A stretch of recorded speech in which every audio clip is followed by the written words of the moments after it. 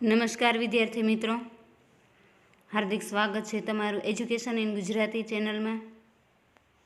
આજનો આપણો ટોપિક છે ધોરણ 8 વિષય સાયન્સ, ચેપ્ટર 17 તારાઓ અને સૂર્યમંડળ. તેમાં આપણે જોઈએ પ્રશ્ન પહેલો. નીચેના દરેક પ્રશ્નના ઉત્તર માટે આપેલા વિકલ્પોમાંથી સાચો વિકલ્પ શોધી તેમનું ક્રમ અક્ષર પ્રશ્નની સામે આપેલા કોષ્ટકમાં લખો. તેમાં જોઈએ આપણે પ્રશ્ન પહેલો છે, નીચેનામાંથી કોણ સૌરમંડળનો સભ્ય નથી? તો તેમાં જવાબ આવશે સી, નક્ષત્ર. બીજું છે, નીચેનામાંથી કોણ સૂર્યનો ગ્રહ નથી? તેમાં આવશે એ, વ્યાધ. ત્રીજું, રાત્રિ આકાશમાં દેખાતા બધા તારાઓમાં સૌથી તેજસ્વી તારો કયો છે? તેમાં આવશે એ, ધ્રુવ. ચોથો પ્રશ્ન, વ્યાધનો તારો કયા નક્ષત્રની નજીક હોય છે? તેમાં જવાબ આવશે સી, મૃગશીર્ષ. પાંચમું, નીચે પૈકી કોનો સૂર્યમંડળમાં સમાવેશ થતો નથી? જવાબમાં આવશે ડી, તારાઓ. છઠ્ઠું, સૂર્યમંડળનો સૌથી તેજસ્વી દેખાતો ગ્રહ કયો છે? જવાબ આવશે સી, શુક્ર. સાતમું, મંગળ ગ્રહ કેવા રંગનો દેખાય છે? જવાબમાં આવશે સી, લાલ. આઠમો પ્રશ્ન, કયા ગ્રહો પોતાની ધરી પર પૂર્વથી પશ્ચિમ દિશામાં ફરે છે? જવાબ આવશે સી, શુક્ર અને યુરેનસ. નવમો પ્રશ્ન, કયા ગ્રહ પર સૂર્ય પશ્ચિમ દિશામાં ઉગતો દેખાય છે? તેમનો જવાબ આવશે ડી, નેપચ્યુન. દસમું, કયા ગ્રહને સવારનો તારો કહે છે? તેમાં આવશે જવાબ એ, શુક્ર. 11મું, ગુરુ ગ્રહ પૃથ્વી કરતાં કદમાં કેટલા ગણો મોટો છે? જવાબ આવશે સી, 1300 ગણો. 12મું, નીચેના પૈકી કયા ગ્રહને ઉપગ્રહ નથી? જવાબ આવશે એ, બુધ. 13મું, કયા ગ્રહને ચંદ્રની માફક કળાઓ હોય છે?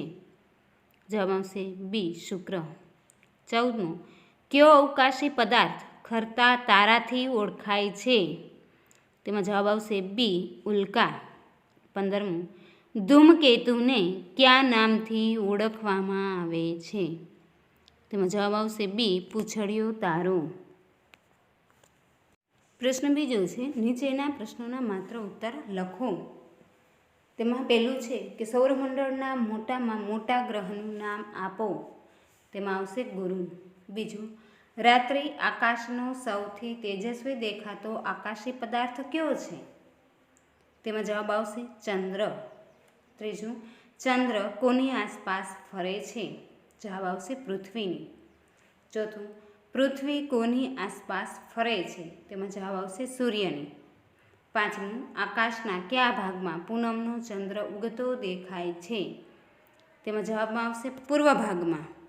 છઠ્ઠું, સૂર્ય પછીનો નજીકનો તારો કયો છે? તેમાં આવશે આલ્ફા સેન્ટોરી. સાતમું, આકાશમાં કયો તારો હંમેશા એક જ સ્થાને રહેતો દેખાય છે? તેમાં આવશે ધ્રુવનો તારો. આઠમું, શર્મિષ્ઠા નક્ષત્રમાં અગ્રગણ્ય તારાઓની સંખ્યા કેટલી છે? જવાબ આવશે 5. 9મું, મૃગ નક્ષત્રની નજીક કયો તેજસ્વી તારો દેખાય છે? તેમાં આવશે વ્યાધ. 10મું, પૃથ્વીની કક્ષાની બહારનો પ્રથમ ગ્રહ કયો છે? તેમાં આવશે બુધ. 11મું, બધા ગ્રહોમાં સૌથી ઓછી ઘનતા ધરાવતો ગ્રહ કયો છે? તેમાં આવશે શનિ. 12મું, હેલીના ધૂમકેતુનો આવર્તકાળ કેટલો છે? તેમાં આવશે 76 વર્ષ. 13મું, પ્રકાશ વર્ષ શાનો એકમ છે? તેમાં આવશે તારાઓના પૃથ્વીથી અંતર માપવા માટે. હવે આપણે જોઈએ પ્રશ્ન ત્રીજો. નીચેના પ્રશ્નોનો એક વાક્યમાં ઉત્તર લખો. તેમાં પહેલું છે, દિવસે દેખાતો તારો કયો છે? તો જવાબ આવશે સૂર્ય એ દિવસે દેખાતો તારો છે. બીજો પ્રશ્ન, ગ્રહો સિવાય સૌરમંડળના સભ્ય હોય તેવા 2 આકાશી પદાર્થોના નામ આપો. તેમાં જવાબ આવશે ધૂમકેતુ અને ઉપગ્રહો ઉલ્કાઓ. ત્રીજો પ્રશ્ન છે, સૂર્ય શું છે? તો તેમનો જવાબ છે કે સૂર્ય છે એ એક તારો છે. સૂર્ય એક તારો છે. ચોથો પ્રશ્ન, કયા ગ્રહોને ઉપગ્રહો નથી? તેમનો જવાબ છે કે બુધ અને શુક્રને ઉપગ્રહો નથી. પાંચમું, ચંદ્ર પર સૌપ્રથમ પગ મૂકનાર અવકાશયાત્રી કોણ હતા? તેમનો જવાબ છે કે ચંદ્ર પર સૌપ્રથમ પગ મૂકનાર અવકાશયાત્રી નીલ આર્મસ્ટ્રોંગ હતા. છઠ્ઠું, શિકારી તરીકે ઓળખાતા તારાનું નામ આપો. તેમનો જવાબ છે કે શિકારી તરીકે ઓળખાતા તારાનું નામ વ્યાધ છે. સાતમો પ્રશ્ન, આકાશમાં શુક્ર ગ્રહ ક્યારે અને ક્યાં જોઈ શકાય છે? તેમનો જવાબ છે કે આકાશમાં શુક્ર સૂર્યોદય પહેલાં પૂર્વ દિશામાં અને કેટલાક સમય સૂર્યાસ્ત પછી પશ્ચિમ દિશામાં જોઈ શકાય છે. આઠમો પ્રશ્ન, આંતરિક ગ્રહો એટલે શું? તેમનો જવાબ છે કે મંગળ અને મંગળની કક્ષાની અંદર આવેલા ગ્રહોને આંતરિક ગ્રહો કહે છે. નવમો પ્રશ્ન છે કે આંતરિક ગ્રહોના નામ આપો. તો તેમાં આવશે બુધ, શુક્ર, પૃથ્વી અને મંગળ આ આંતરિક ગ્રહો છે. દસમું, બાહ્ય ગ્રહો એટલે શું? તેમનો જવાબ છે કે જે ગ્રહો મંગળ ગ્રહની કક્ષાની બહાર આવેલા છે તેને બાહ્ય ગ્રહો કહે છે. 11મું, બાહ્ય ગ્રહોના નામ આપો. તેમાં આવશે ગુરુ, શનિ, યુરેનસ અને નેપચ્યુન બાહ્ય ગ્રહો છે. 12મો પ્રશ્ન છે, લઘુ ગ્રહો ક્યાં આવેલા છે? તેમનો જવાબ છે કે લઘુ ગ્રહો મંગળ અને ગુરુની વચ્ચે આવેલા છે.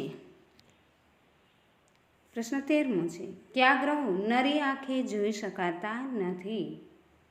તેમનો જવાબ છે યુરેનસ અને નેપચ્યુન નરી આંખે જોઈ શકાતા નથી. 14મો પ્રશ્ન છે કે ઉલ્કાશિલા એટલે શું?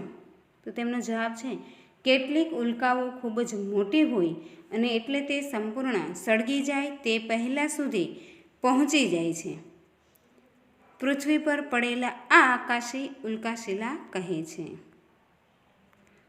હવે આપણે જોઈએ પ્રશ્ન ચોથો, વ્યાખ્યા આપો. તેમાં પહેલું છે નક્ષત્ર. તો તેમાં જોઈએ કે તારાઓના સમૂહ જે ઓળખી શકાય તેવો કોઈ ચોક્કસ આકાર બનાવે તે આકાશી પદાર્થને નક્ષત્ર કહે છે. બીજું, ઉપગ્રહો. ગ્રહની આસપાસ પરિક્રમણ કરતા આકાશી પદાર્થોને ઉપગ્રહો કહે છે. કે ગ્રહની આસપાસ જે પરિક્રમણ કરતા હોય તેવા આકાશી પદાર્થોને ઉપગ્રહો કહેવાય.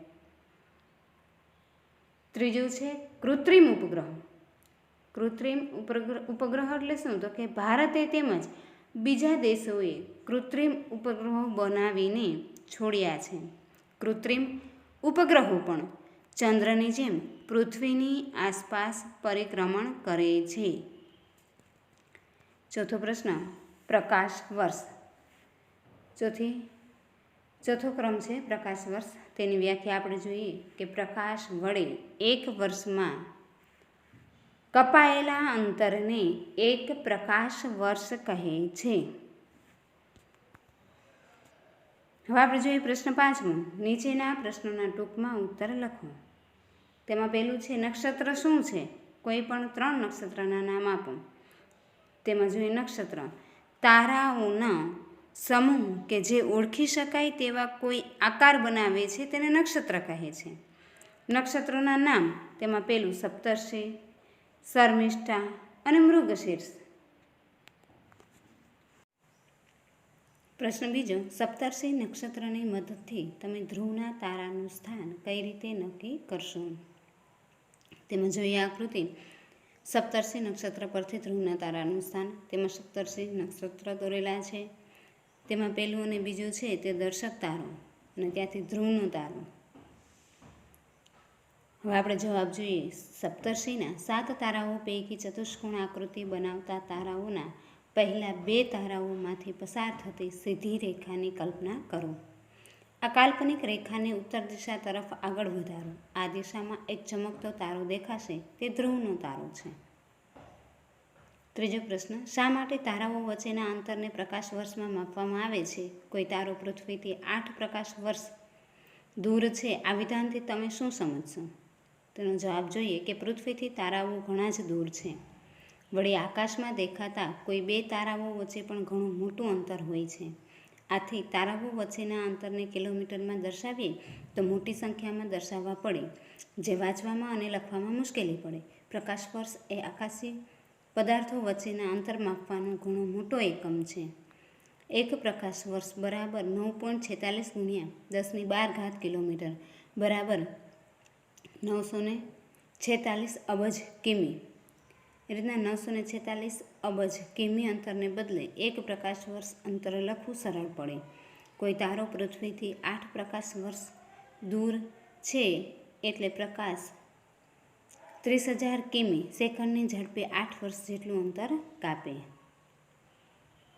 આપણે ચોથું જોઈએ કે ગુરુની ત્રિજ્યા પૃથ્વી કરતાં 11 ગણી છે, તો ગુરુના કદ અને પૃથ્વીના કદનો ગુણોત્તર શોધો. ગુરુમાં લગભગ કેટલી પૃથ્વી સમાઈ શકે? તેમાં જોઈએ ગુરુની ત્રિજ્યા બરાબર 11 ગુણ્યા પૃથ્વીની ત્રિજ્યા. જો પૃથ્વીની ત્રિજ્યા બરાબર r કિમી લઈએ તો ગુરુની ત્રિજ્યા પાઈ ગુણ્યા r કિમી થાય. હવે પૃથ્વીનું કદ બરાબર 4/3 પાઈ r3. ગુરુનું કદ બરાબર 4/3 પાઈ ગુણ્યા પાઈ આરનો વર્ગ બરાબર 4/3 પાઈ ગુણ્યા 1331 r નો ઘન. ગુરુનું કદ છેદમાં પૃથ્વીનું કદ બરાબર 4/3 પાઈ ગુણ્યા 1331 r ઘન તેમના છેદમાં 4/3 પાઈ ગુણ્યા આરનો ઘન બરાબર 1331 છેદમાં 1 બરાબર 1331/1. ગુરુના કદ તથા પૃથ્વીના કદનો ગુણોત્તર આપણે જોઈએ તો 1331/1 છે. આથી ગુરુમાં 1331 પૃથ્વી સમાઈ શકે. 5મો પ્રશ્ન, ચંદ્ર વિશે ટૂંકમાં પરિચય આપો. તેમાં જોઈએ કે ચંદ્ર પૃથ્વીનો ઉપગ્રહ છે. તે રાત્રિ આકાશમાં સૌથી તેજસ્વી દેખાતો આકાશી પદાર્થ છે. ચંદ્રના તેજસ્વી ભાગના મહિના દરમિયાન જુદા જુદા આકાર દેખાય છે. તેને ચંદ્રની કળાઓ કહે છે. ચંદ્ર પૂનમની રાત્રે સંપૂર્ણ ગોળ દેખાય છે. ચંદ્ર અમાસના દિવસે બિલકુલ દેખાતો નથી. ચંદ્ર પૃથ્વીની આસપાસ ફરે છે. ચંદ્ર પૃથ્વીનું એક પરિક્રમણ કરે ત્યાં સુધીમાં પોતાની ધરી પર પણ એક ભ્રમણ પૂરું કરે છે. આથી પૃથ્વી પરથી ચંદ્રનો પાછળનો ભાગ ક્યારેય જોઈ શકાતો નથી. ચંદ્રની સપાટી પર ખાડાઓ અને ઊંચા પર્વતો છે. ચંદ્ર પર વાતાવરણ સપાટી પર ખાડાઓ અને ઊંચા પર્વતો છે અને ચંદ્ર ઉપર વાતાવરણ નથી તેમજ પાણી નથી. આથી ચંદ્ર પર જીવન શક્ય નથી. હવે છઠ્ઠું જોઈએ કે સૂર્યમંડળ એટલે શું? સૂર્યમંડળના સભ્યો જણાવો. તેમાં જોઈએ કે સૂર્ય અને તેની આજુબાજુ ભ્રમણ કરતા આકાશી પદાર્થોના સમૂહને સૂર્યમંડળ કહે છે. સૂર્યમંડળના સભ્યમાં સૂર્ય, તેના 8 ગ્રહો, 8 ગ્રહોના ઉપગ્રહો, લઘુ ગ્રહો, ધૂમકેતુઓનું ઉલ્કાઓ અને ઉલ્કા શિલાઓનો સમાવેશ થાય છે. 7મું છે સૂર્યમંડળના ગ્રહોના નામ ક્રમમાં લખો. તેમાંથી કયો ગ્રહ નરી આંખે જોઈ શકાય છે અને કયો ગ્રહ નરી આંખે જોઈ શકાતો નથી. તેમાં પહેલું જોઈએ બુધ, બીજું શુક્ર, ત્રીજું પૃથ્વી, ચોથું મંગળ અને 5મું ગુરુ, છઠ્ઠું શનિ, 7મું યુરેનસ અને 8મું નેપચ્યુન. આ પૈકી બુધ, શુક્ર, મંગળ, ગુરુ અને શનિ નરી આંખે જોઈ શકાય છે અને યુરેનસ તથા નેપચ્યુન છે એ નરી આંખે જોઈ શકાતા નથી. 8મું જોઈએ બુધ વિશે 5 વાક્ય લખો. તેમાં પહેલું, તે સૂર્યમંડળનો સૂર્યથી સૌથી નજીક આવેલો ગ્રહ છે. તે સૂર્યમંડળનો સૌથી નાનો ગ્રહ છે. ત્રીજું, તે સૂર્યપ્રકાશની ચમકમાં છુપાઈ જાય છે, તેથી તેને જોવો અઘરો છે. ચોથું, તે સૂર્યોદય પહેલાં અને સૂર્યાસ્ત પછી ક્ષિતિજે દેખાય છે. પાંચમું, તેને ઉપગ્રહ નથી. પછી નવમું, શુક્ર વિશે 5 વાક્ય લખો. તેમાં પહેલું કે તે યોગ્ય વાતાવરણ ધરાવતો ગ્રહ છે. બીજું, તેને એક ઉપગ્રહ છે જેને ચંદ્ર કહે છે. ત્રીજું, તેના પર પર્યાવરણીય પરિસ્થિતિઓ જીવનના અસ્તિત્વ માટે અનુકૂળ હોવાથી વનસ્પતિઓ અને વિવિધ પ્રાણીઓનું અસ્તિત્વ છે. ચોથું, તેના પર દિવસ રાત અને ઋતુઓના ફેરફાર થાય છે. 10મો પ્રશ્ન, શર્મિષ્ઠા નક્ષત્ર વિશે ટૂંકમાં લખો. તેમાં જોઈએ કે તે ઉત્તર આકાશમાં આવેલું જાણીતું નક્ષત્ર છે. તે શિયાળામાં રાત્રિના વહેલા ભાગમાં જોઈ શકાય છે. તેમાં 5 અગ્રગણ્ય તારા છે. તેનો આકાર વિકૃત થયેલા અક્ષર W કે M જેવો છે. આકાશમાં સપ્તર્ષિ નક્ષત્ર દેખાય છે. તેની મદદથી પણ ધ્રુવનો તારો શોધી શકાય છે. 11મું છે કૃત્રિમ ઉપગ્રહો એટલે શું? ભારતે છોડેલા કૃત્રિમ ઉપગ્રહોના નામ આપો. તેમાં જોઈએ કે માનવીએ અવકાશમાં છોડેલા અને પૃથ્વીની આસપાસ પરિક્રમણ કરતા પદાર્થોને કૃત્રિમ ઉપગ્રહો કહે છે. કૃત્રિમ ઉપગ્રહો પૃથ્વીના કુદરતી ઉપગ્રહ ચંદ્ર કરતાં પણ વધુ નજીકથી પૃથ્વીને ફરતે પરિક્રમણ કરે છે.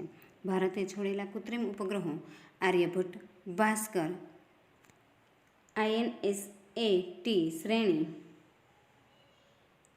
IRS શ્રેણી, રોહિણી શ્રેણી વગેરે છે. 12મો પ્રશ્ન છે કૃત્રિમ ઉપગ્રહોના 4 ઉપયોગો જણાવો. તેમાં પહેલું છે કે રેડિયો અને ટીવીના કાર્યક્રમોના પ્રસારણ માટે તેમનો ઉપયોગ થાય છે. બીજું, સંદેશા વ્યવહાર માટે તેનો ઉપયોગ થાય છે. ત્રીજું, હવામાનથી આગાહી માટે તેનો ઉપયોગ થાય છે. ચોથું, તેનો દૂર સંવેદન માટે ઉપયોગ થાય છે. પાંચમું, સંરક્ષણની માહિતી, સામુદ્રિક શાસ્ત્રની જાણકારી માટે. છઠ્ઠું, શિક્ષણ ક્ષેત્રે દેશવ્યાપી વર્ગખંડો ચલાવવા. અને સાતમું, ટેલિકોન્ફરન્સિંગ અને વિડીયો કોન્ફરન્સિંગ માટે.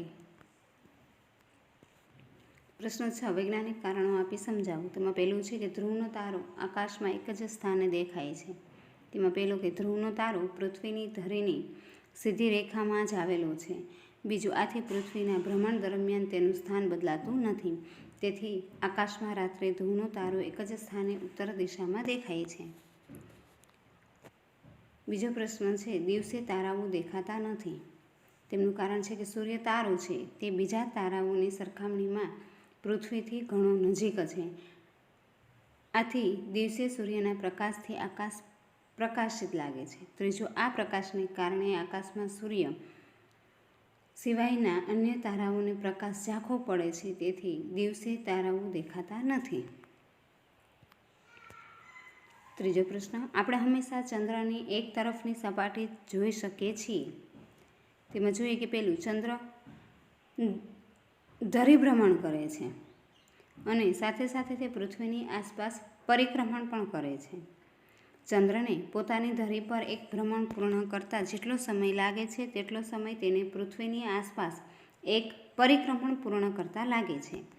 આમ ચંદ્રનો ધરીભ્રમણનો અને પરિક્રમણનો સમય એક સરખો છે. આને પરિણામે ચંદ્રની જે બાજુ પૃથ્વી તરફ હોય તે હંમેશા પૃથ્વી તરફ જ રહે છે. આથી આપણે હંમેશા ચંદ્રની એક તરફની સપાટી જોઈ શકીએ છીએ. પ્રશ્ન 7મો છે કે તફાવતના 2 મુદ્દા લખો.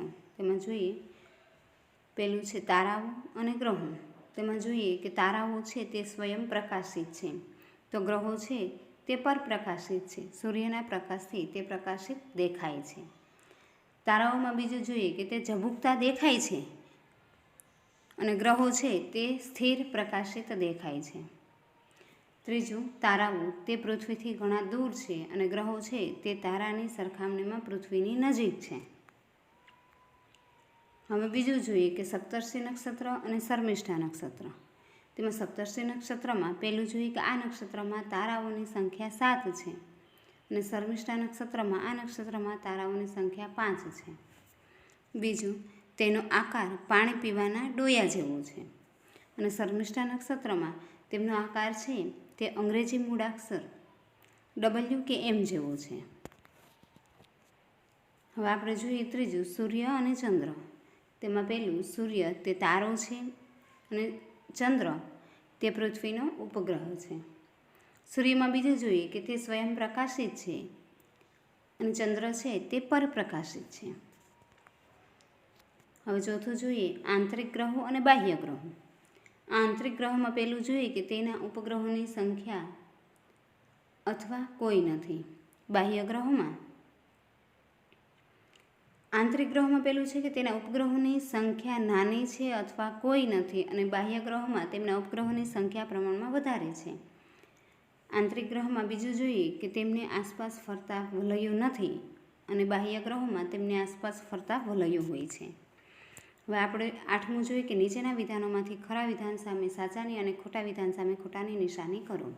તો તેમાં પહેલું કે બુધ સૌરમંડળનો સૌથી નાનો ગ્રહ છે. આ વિધાન સાચું છે. બીજું, યુરેનસ સૌરમંડળનો સૌથી દૂરનો ગ્રહ છે. તેમાં ખોટું આવશે. પછી ત્રીજું, INSAT એક કૃત્રિમ ઉપગ્રહ છે. આ વિધાન સાચું છે. ચોથું, મૃગશીર્ષ નક્ષત્ર ફક્ત ટેલિસ્કોપથી જ જોઈ શકાય છે. આ વિધાન ખોટું છે. પાંચમું, તારાઓ સૂર્ય કરતાં લાખો ગણા દૂર આવેલા છે. આ વિધાન સાચું છે. છઠ્ઠું વિધાન, દક્ષિણ ગોળાર્ધમાંથી ધ્રુવનો તારો જોઈ શકાય છે. આ વિધાન ખોટું છે. સાતમું, નક્ષત્રના બધા જ તારાઓ પૃથ્વીથી સમાન અંતરે આવેલા છે. આ વિધાન ખોટું છે. આઠમું, ગુરુનું દળ પૃથ્વીના દળ કરતાં 1300 ગણું છે. આ વિધાન ખોટું છે. નવમું, પૃથ્વીની આસપાસ ફરતા માનવ સર્જિત ઉપગ્રહોને લઘુગ્રહો કહે છે. આ વિધાન ખોટું છે. દસમું, ગ્રહો સૂર્યની આસપાસ ફરવાની સાથોસાથ પોતાની ધરી ઉપર પણ ભમરડાને માફક ફરે છે. આ વિધાન સાચું છે. હવે નવમો પ્રશ્ન જોઈએ, ખાલી જગ્યા પૂરો. તેમાં પહેલું છે કે સૂર્યથી સૌથી દૂરનો ગ્રહ નેપચ્યુન છે. બીજું, ખાલી જગ્યા ગ્રહ રંગમાં લાલાશ પડતો હોય છે. તે જવાબ આવશે મંગળ. ત્રીજું, આકાશમાં કોઈ ચોક્કસ આકાર બનાવતા તારાના જૂથને ખાલી જગ્યા કહે છે. તેમાં આવશે નક્ષત્ર. ચોથું, ગ્રહની આજુબાજુ પરિભ્રમણ કરતા આકાશી ગ્રહને ખાલી જગ્યા કહે છે. તેમાં આવશે ઉપગ્રહ. પાંચમું, ખાલી જગ્યા અને ખાલી જગ્યા ગ્રહની કક્ષા વચ્ચે લઘુગ્રહો આવેલા છે. તેમાં આવશે મંગળ અને ગુરુ. છઠ્ઠો પ્રશ્ન, પૃથ્વીની સૌથી નજીકનો તારો ખાલી જગ્યા છે. તેમાં આવશે સૂર્ય. સાતમું, તારાઓના પૃથ્વીથી અંતર માપવા માટે વપરાતો મોટો એકમ ખાલી જગ્યા છે. તેમાં આવશે પ્રકાશ વર્ષ. આઠમું, ધ્રુવનો તારો હંમેશા ખાલી જગ્યા દિશામાં જ દેખાય છે. તેમાં આવશે ઉત્તર. નવમો પ્રશ્ન, મંગળને ખાલી જગ્યા ઉપગ્રહો છે. તેમાં આવશે 2. દસમું, ખાલી જગ્યા ગ્રહ પોતાની ધરી પર ખૂબ ઝડપથી ફરે છે. તેમાં આવશે ગુરુ. 11મું, સૂર્યની સૌથી નજીકનો ગ્રહ ખાલી જગ્યા છે. તેમાં આવશે બુધ. 12મું, પૃથ્વીની સૌથી નજીકનો પડોશી ગ્રહ ખાલી જગ્યા છે. તેમાં આવશે શુક્ર. 13મું, ગુરુનું દળ પૃથ્વીના દળ કરતાં 18 ગણું છે.